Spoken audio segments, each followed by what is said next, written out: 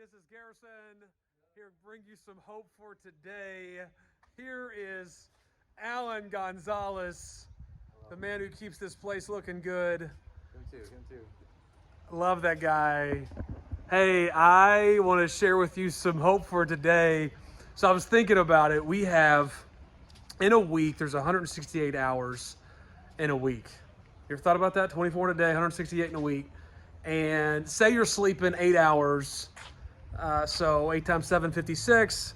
That's 112 hours altogether. So it's almost kind of like you have this I don't know, think of each hour as like a chip, you know, kind of that you're holding all these chips in your hand, 112 of them, and like you decide exactly how those chips are going to be spent.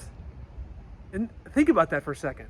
I know that makes like total sense, but just, it's blatantly obvious, but think about it. Like, you have control over how those hours are going to be spent.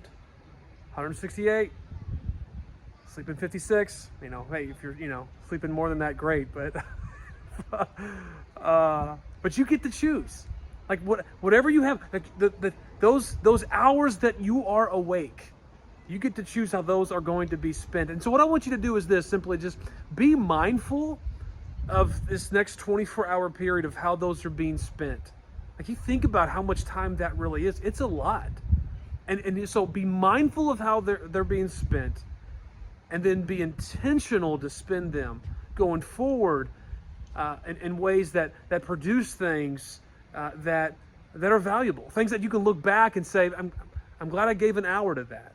I'm glad I gave 2 hours. I'm glad I did, so that we can think back that we efficiently use those 112 hours.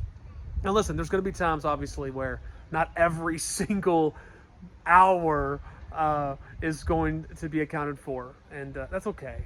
But at least look back and say that I intentionally gave those hours to things that I'm proud of, and that benefits you, and that benefit others. All right, y'all.